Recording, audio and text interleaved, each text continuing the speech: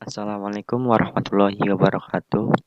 Perkenalkan, nama saya Muhammad Fakih dari Prodi Teknik Informatika di Universitas Muhammadiyah Cirebon. Di sini saya akan menjelaskan konsep rancangan usaha yang saya buat untuk memenuhi tugas kewirausahaan Islam. Rancangan usahanya sendiri yaitu saya buat kos-kosan. Nah, di sini itu ada profil usaha. Nama usahanya kos-kosan, nama brandnya Kosan Pojok Kampus. Kenapa saya memilih usaha kos-kosan? Jadi, di usaha ini itu cukup menjanjikan dan pasti banyak peminatnya. Karena itulah saya optimis usaha ini akan berhasil dan mencapai target yang saya inginkan ke depannya. Kenapa saya bikin yakin di usaha ini? Karena dilihat dari prospek keadaan potensi pasarnya itu lebih menjamin dan pasti banyak diminati dengan nilai prospek jangka panjang. Apalagi profitnya yang rutin dibayarkan oleh konsumen tiap bulannya. Sasaran utamanya sendiri adalah para pekerja, mahasiswa, ataupun kalangan umum lainnya. Untuk cara pemasarannya menggunakan media promosi elektronik maupun non-elektronik. Nah, lebih jelasnya kita simak. Di sini untuk membuat usaha atau bisnis itu kita lihat peluang pasarnya terlebih dahulu. Saya di sini itu peluang pasar dari kos-kosan sendiri, kekuatan kos-kosan sayanya sendiri itu yang pertama itu lokasi rumah kos sangat strategis karena dekat dengan kampus. Yang kedua, fasilitas rumah kos yang menarik dan lengkap. Ada wifi atau yang lainnya lah. Yang ketiga, akses jalan yang baik, lancar, dan bebas dari macet. Yang keempat, air yang menggunakan air PDAM dan sumur. Yang kelima, harga relatif terjangkau. Nah, yang kedua itu ada peluang. Peluangnya sendiri yang pertama, menjamurnya tempat kos namun tidak memiliki fasilitas penunjang kepuasan konsumen. Yang kedua, kurangnya tempat kos yang menyediakan fasilitas-fasilitas yang bagus namun memiliki harga yang terjangkau. Yang ketiga, tempat yang strategis untuk membuka usaha rumah kos karena masih dalam area kampus seperti kosan saya sendiri masih di daerah kampus. Kelemahannya sendiri di sini mahalnya harga tanah karena lokasi yang cukup strategis. Jadi kalau semakin strategis lokasi, pasti harga tanah pun bakalan mahal. Yang kedua, banyaknya pesaing rumah kos. Nah, di sini ada ancaman.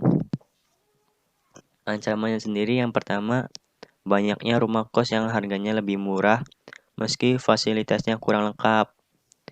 Yang kedua, banyaknya rumah kos yang memiliki akses menuju kampus yang paling dekat, yang lebih dekat. Yang ketiga, para pengguna sering menyalahgunakan rumah kos tersebut. Misalnya sebagai hal-hal yang tidak positif lah. Contohnya seperti prostitusi terselubung, penjualan narkoba, atau persembunyian teroris. Nah, yang terakhir itu ada perawatan fasilitas kos kurang diperhatikan oleh para penghuninya. Jadi, dari kosan saya sendiri itu fasilitasnya itu harus diperhatikan karena itu kenyamanan dari para penghuninya. Nah, strategi pemasaran sendiri yang pertama, cara memasarkan yaitu menggunakan media jejaring sosial ataupun mempromosikan kepada konsumen secara langsung. Nah, cara mempromosikannya sendiri itu dengan memasang iklan di media sosial, terus menggunakan banner dan pamflet atau tatap muka langsung. Yang ketiga itu ada pesaing bisnis ya. Nah, yang pertama itu dari pesaing bisnis, banyaknya rumah kos yang harganya lebih murah meski fasilitasnya kurang lengkap. Yang kedua, banyak rumah kos yang memiliki akses menuju kampus yang lebih dekat.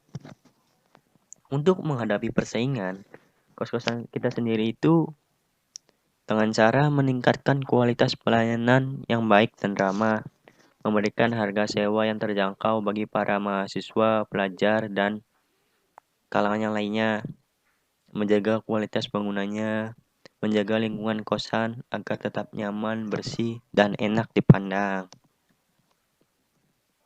Untuk alat dan bahannya dari pembuatan kos-kosan sendiri, yang pertama itu ada alatnya seperti sendok semen, palu martil, meteran, tang, kunci besi, ember, benang, gergaji, atau bisa dilihat sendiri ya dari sini. Nah, yang terakhir itu ada kapak. Untuk bahannya sendiri yaitu ada pasir, semen, batu bata merah, batu kali, batu split cor, kayu, dan yang terakhir di sini itu ada saklar.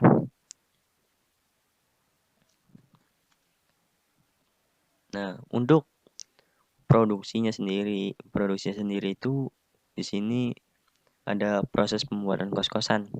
Jadi ada prosesnya nih. Yang pertama, untuk pembuatan kos-kosan sendiri itu membuat pola atau desain denah kos-kosan yang ingin dibuat. Yang kedua itu ada pekerjaan persiapan seperti pembersihan lahan, pembuatan gedung untuk pekerja atau tempat buat para pekerjanya, pembuatan sumur bor untuk sumber air. Nah, yang ketiga itu membuat pondasi. Jadi, membuat pondasi ini meliputi ada penggalian tanah, ya kurang lebih kedalamannya 50 kali 40 cm. Dikira-kira aja ya.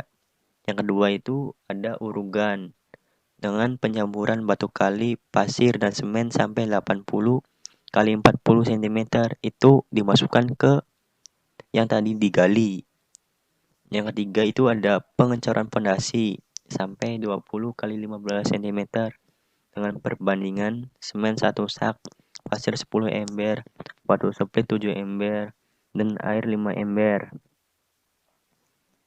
Nah, yang keempat itu ada pembersihan, pembetonan, pemasangan batu bata atau batu hebel ya.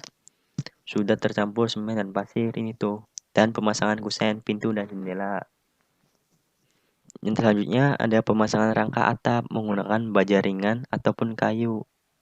Dan pemasangan genteng. Jadi ya terserah kalian mau pakai mau pakai baja ringan atau kayu. Nah, yang selanjutnya itu ada pekerjaan instalasi air bersih dan kotor dengan cara pengeboran untuk membuat sumur bor. Selanjutnya juga ada pemasangan instalasi listrik. Dan yang terakhir itu ada pemasangan plafon atau langit-langit untuk membuat kos-kosan. Untuk finishing sendiri, nah yang pertama itu ada pemlesteran dinding dan pemasangan keramik pada lantai ya. Melamik pada kusen, pintu, dan perabot lainnya. Yang ketiga, pengecatan interior dan eksterior. Selanjutnya pemasangan kunci-kunci alat penggantung yang lainnya. Nah, selanjutnya juga itu ada pemasangan perlengkapan sanitasi beserta komponen pendukungnya. Nah, yang terakhir itu ada pemasangan lampu, saklar, stop kontak, dan peralatan listrik lainnya.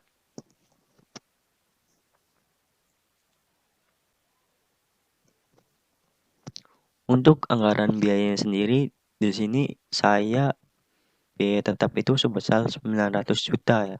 Ini dari pembelian tanah, pembangunan rumah, dari benar-benar nol sampai jadi itu sekitaran 900 juta.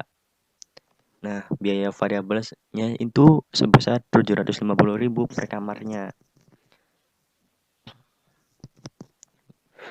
Biaya per kamarnya itu variabelnya itu meliputi biaya air listrik, promosi usaha, wifi, tenaga kerja. Itu totalnya 9.750. ribu.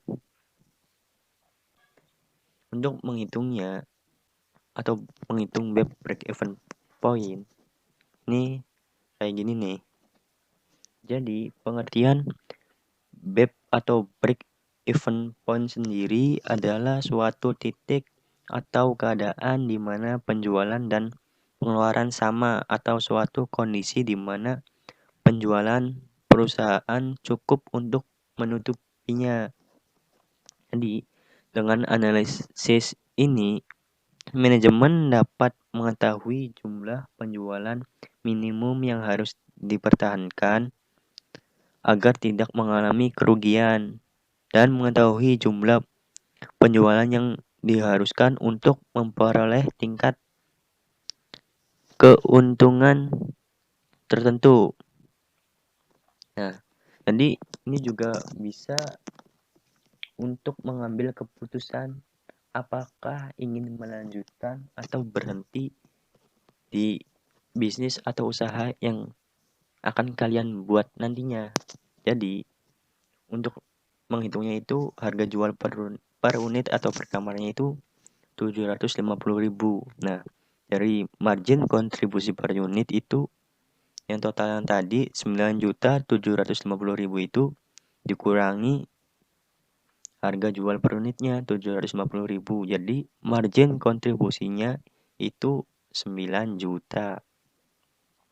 Untuk menghitungnya juga penyelesaian untuk menghitung break even point dalam unitnya.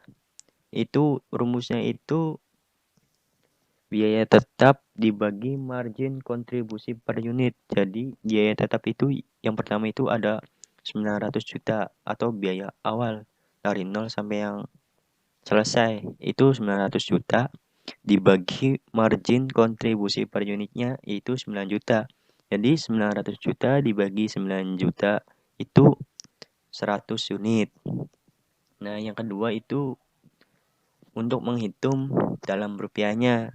Rumusnya itu biaya tetap dibagi margin kontribusi per unit dikali harga per unitnya. Jadi 900 juta dibagi 9 juta dikali 750 juta. 750.000, maaf. Jadi 75 juta. Kayak gitu. Nah, cukup sekian, terima kasih. Kurang lebihnya mohon maaf. Assalamualaikum warahmatullahi wabarakatuh.